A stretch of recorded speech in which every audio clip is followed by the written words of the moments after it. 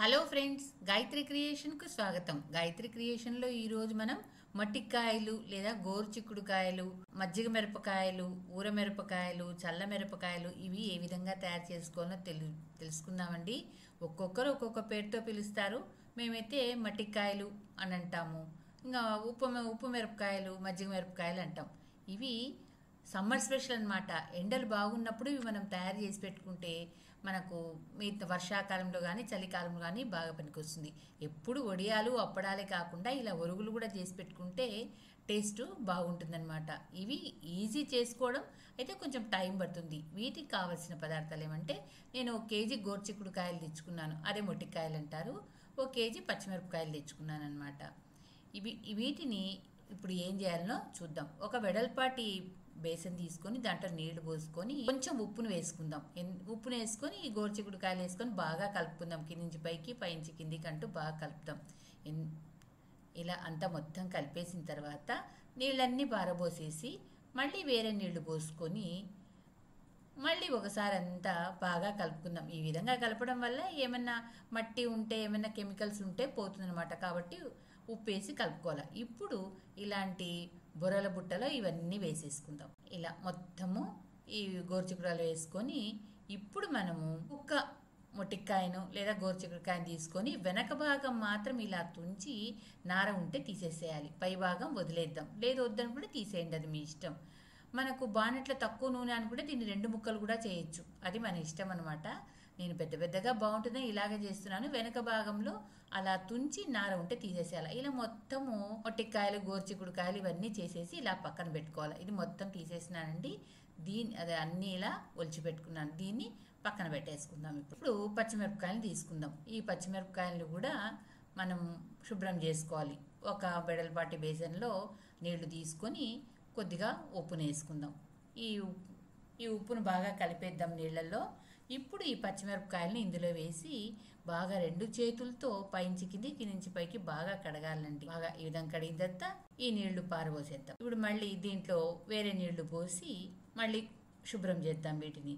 ఎప్పుడు ఇలాంటి చిల్లుల బుట్టలోకి వేసేసుకుందాం. వీటిని కూడా కాటన్ క్లాత్ మీద వీటిని అన్నిటిని పోసి బాగా తుడిచేద్దాం. మరి బాగా తుడిచాల్సినక్కర్లేదు. ఈ విధంగా తుడిచి ఒక్కొక్క పచ్చిమిరపకాయకు మనము పిన్ను కానీ సూది కానీ తీసుకొని ఒక్కొక్క పచ్చిమిరపకాయకి ఇలా ఘాటు పెట్టుకుందాం. ఈ విధంగా ఘాటు పెట్టుకోవడం వల్ల ఏమంటే లోపలికి మజ్జిగ, ఉప్పు ఇవన్నీ పోయి కొంతవరకు కారం ఉండదన్నమాట. ఇవో బాగా ఘాటు పెట్టుకోవాలి. ప్రతి ఒక్క పచ్చిమిరపకాయకు మనం ఈ విధంగా ఘాటు పెట్టుకుంటూ పోవాలి. ఈ విధంగా వీడియోలో చూపిస్తున్న విధంగా వీటిని ఘాటు పెట్టాలి. ముందుగా మీకు మాట, నా ఛానల్లోని కథలు మరియు వంటలు మీకు నచ్చినట్టయితే ఓ లైక్ చేయండి. మీ బంధువులకు, స్నేహితులకు, తెలిసిన వాళ్లకు షేర్ చేయండి. మరిన్ని టేస్టీ వంటల కోసం, మరిన్ని మంచి కథల కోసం గాయత్రి క్రియేషన్ను సబ్స్క్రైబ్ చేసుకోండి. ఇప్పుడు 2 పెద్ద గిన్నెలు తీసుకున్నానండి. 1 లీటరు చిక్కుడుకాయలకు 1/2 లీటరు, మిరపకాయలకు 1/2 లీటరు పెరుగు అనమాట. 1 లీటర్ పెరుగు తీసుకొని బాగా చిలగొట్టి, మనం నీళ్లు అనేది ఇంతానికి కొలతలేదండి. అవి వేసినప్పుడు మునిగేంత వరకు నీళ్లు పోయాలి. ఈ మజ్జిగలో ఉప్పు వేయాలి. ఉప్పు ఎక్కువ వేయద్దండి. ఇవి బొరుగులకు, అప్పడాలకు, వడియాలకు ఉప్పు తక్కువ వేస్తేనే బాగుంటుంది. వేసి బాగా కలిపేద్దాం. నీళ్లు కొలతంటూ లేదు. అయితే ఫ్రెష్ పెరుగు తీసుకొని ఈ విధంగా మజ్జిగ చేసుకొని తగినంత ఉప్పు వేసుకొని వీటిని అందులో వేసేద్దాం. గోరుచిక్కుడుకాయలు అయితే 3 రోజులు బాగా ఊరనిద్దామండి. ప్రతిరోజు కనీసం 2 సార్లన్నా పైనుంచి కిందికి, నుంచి పైకి అంటుండాలి. లేకపోతే కన్నా పైన కింద ఉండి సరిగా ఊరదనమాట. కనీసం రోజుకు 2 సార్లు ఇలా అంటూ ఉండాలి. ఇలా పైనుంచి కిందికి, కింది పైకి అనేసి దీనిపైన ఒక మూతను పెట్టేసి పక్కన పెట్టేద్దాం. ఇప్పుడు ఇంకో గిన్నెను తీసుకొని దాంట్లో మజ్జిగ, ఉప్పు వేసి రెడీగా పెట్టుకున్నాం కదా, అంతా ఒకసారి కలిపేసి దీంట్లో పచ్చిమిరపకాయలను వేసేద్దాం. పచ్చిమిరపకాయలు 3 రోజులు బాగా ఊరిన తర్వాత ఎండలో 1 రోజు, 4వ రోజు ఆరబెట్టి మళ్ళీ సాయంకాలం తెచ్చి మళ్ళీ మజ్జిగలో ఊరేయాలి. అట్లా మళ్ళీ మరుసటి రోజు 5వ రోజు కూడా ఊరబెట్టి 5వ రోజు కూడా మజ్జిగలో వేసి ఇంకా తర్వాత కంటిన్యూగా మనము ఎండబెట్టుకోవాలండి. ఎందుకంటే పచ్చిమిరపకాయలు కారం ఉంటాయి కాబట్టి కనీసం 5 రోజులు మజ్జిగలో ఊరాలి. గోరుచిక్కుడుకాయలు అక్కర్లేదండి. ఇవి ఎక్కువ ఊరబెట్టినామంటే ఉప్పు కషాయం అవుతుంది. 3 రోజుల తర్వాత ఈ విధంగా బాగా ఊరినాయండి. పచ్చిమిరపకాయలు చూడండి ఏ విధంగా ఊరినాయి కదా, కలర్ కూడా మారింది. అలాగే గోరుచిక్కుడుకాయలు కూడా చూడండి కలర్ మారినాయి. ప్రతిరోజు మనం కలుపుతుండాలి. ఇది 3వ రోజు అనమాట. నా 3 రోజులు అయిపోయింది. ఇది 4వ రోజు ఉదయము ఇంకా ఈ విధంగా అంతా ఒక బుట్టలోకి తీసేసుకుందాం. మనం అన్ని ఈ విధంగా బుట్టలోకి తీసేసుకుందాం. ఏమైనా మజ్జిగ ఉంటే కూడా అంతా కారిపోతుంది అనమాట. ఈ విధంగా పెట్టుకుందాం. ఇప్పుడు ఇంకో బుట్టను తీసుకుందాము. తీసుకొని ఈ మిరపకాయలను కూడా ఈ బుట్టలో వేసుకుందాం. దీంట్లో కూడా మజ్జిగ అంతా కారిపోతుంది. ఇప్పుడు మనము ఎండకు ఒక మంచం పైన కానీ కింద కానీ ఒక కాటన్ క్లాత్ను వేసి ఇవన్నీ దూరంగా పరిచి ఎండబెడదామండి. ఉదయం ఈ పని చేసినామంటే సాయంకాలానికంతా కూడా ఒక మాదిరిగా ఎండిపోతుంది. పచ్చిమిరపకాయలు అయితే మళ్ళీ సాయంకాలం తెచ్చి మజ్జిగలో వేయాలి. గోరుచిక్కుడుకాయలు అయితే ఇంకా వేయనక్కర్లేదు.